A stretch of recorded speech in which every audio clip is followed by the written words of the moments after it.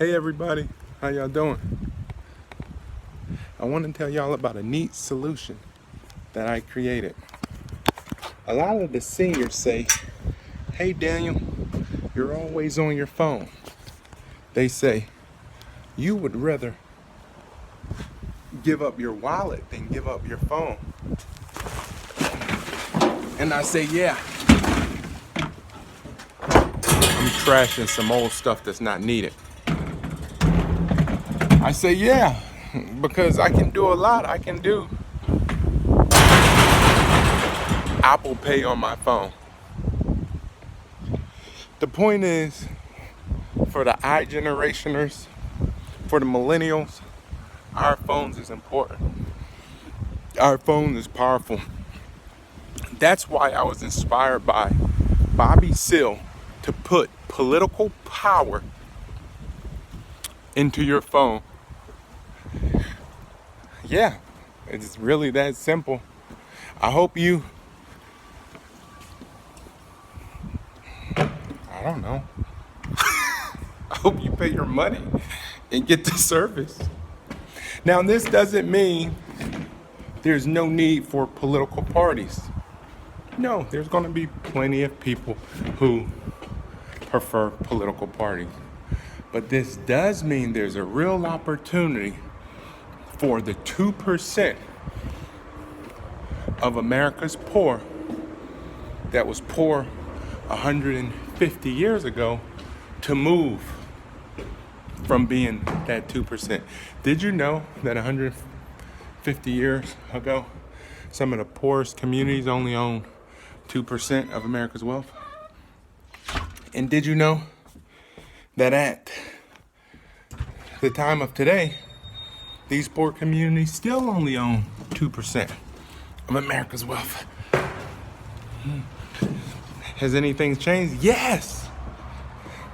They're having sex, which means the population is increasing. Political power is important, right? In America, we have major parties, but there's something new and there's something emerging. I studied religious cultures for 10 years. I studied at the American Military University. I studied at Liberty University.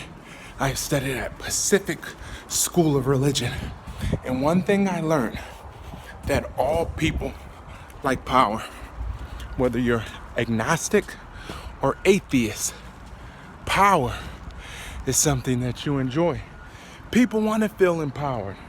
That's why I put political power into your phone. So I'm here trashing some more stuff that's not needed. What else? Yeah, sometimes some people, right?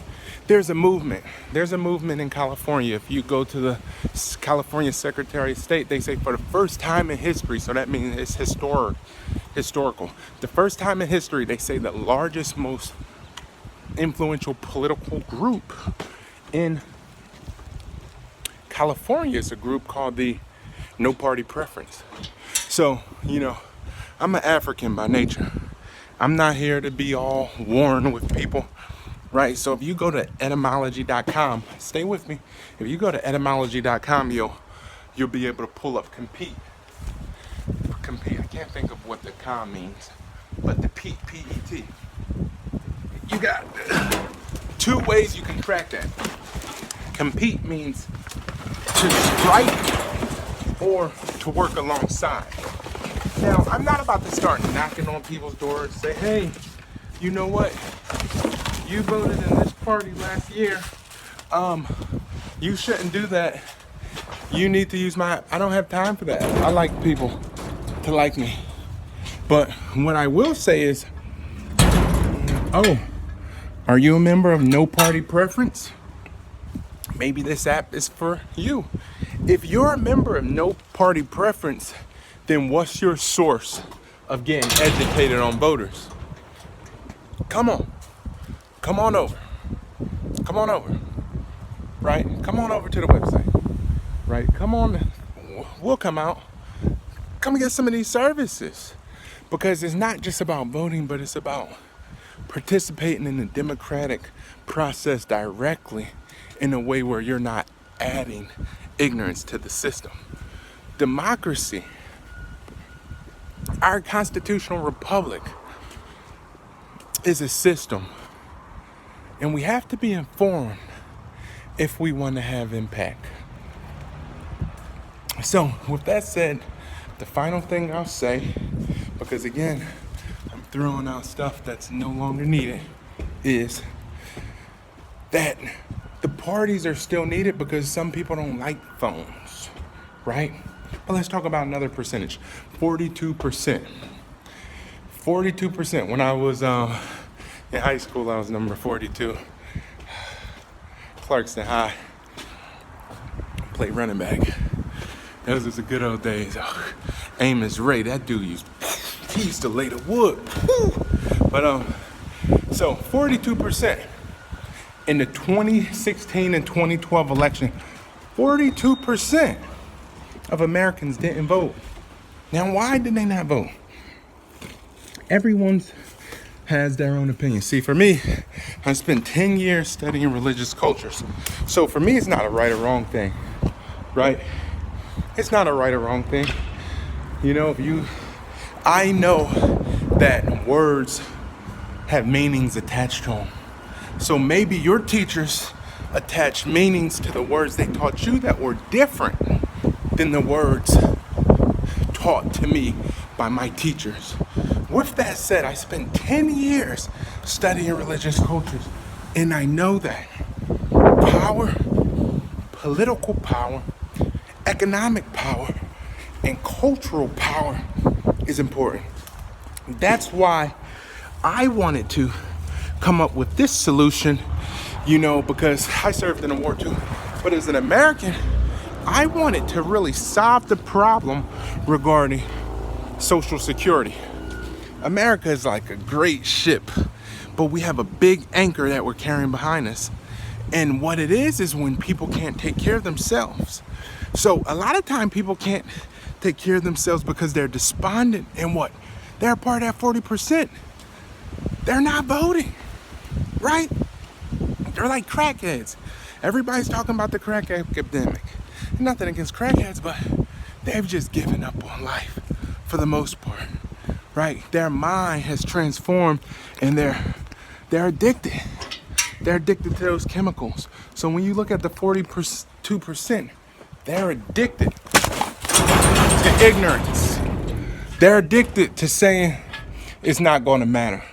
So you think you can give them a free membership to a party and you think they're going to really read a 32-page platform? No, they're not. They're not going to do that. All probability, they won't. What if they miss page 29 on the platform? And then what if candidate A becomes the president? But they missed page 29. So the candidate, you know, they don't take a stand because we know that, first of all, we're talking about executive power stuff, right? So the legislative body, they do what they need to do, but the candidate doesn't take a stand. But as a result of miscommunication, because the person paid their money to the party, they dealt with all the long lines and the hassles of the party, right, at the party national convention. But as a result of miscommunication, they thought that candidate who earned the party nomination was going to do more. I'm just finished trashing some stuff that's no longer needed. So for those 42%, not to mention the non-party preference people, our service is here. This was created by a group of kids like me who love the Jay-Z 444 album. If you know Jay-Z, tell him to look at this video because we love the album, right? I was talking to somebody, he was like, hey, what's the requirement of working with you on your team? I said, I'm not. I said, first of all, I answer the phone 24 hours a day. Only thing you got to do is like the Jay-Z 444 album. So I'm back in my home in Richmond, California. This is where this innovation, this transformation, this is where this idea came from. And I want to lay down here. Go Lakers. I reached out to LeVar, reached out to Lonzo Ball's aunt and said, hey, do Lonzo want to invest some money on this cool artistic, right? America better. America better. I said, or do LeBron James want to invest some money, because we're polishing this up. The team is ready. We're looking for investors. And the only question is going to be whether this is going to go into the hands of someone who wants to change that 2%, right?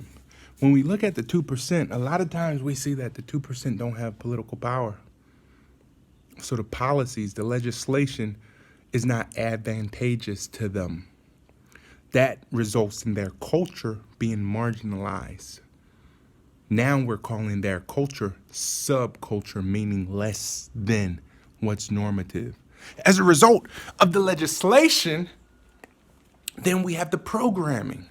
So what you have is 150 years ago, 2% of America's wealth was in the hands of the poorest people. And 150 years later, it's still the same. Let's grow that. Let's grow that to 15%. Let's grow that to 30%. Why? Because the Social Security problem is something that I wanted to solve. And to solve that, we have to give the people agency. We have to get them participating again. That 42%, we want to cut that to 21. And how do we do that? With these services. So share this video to everybody.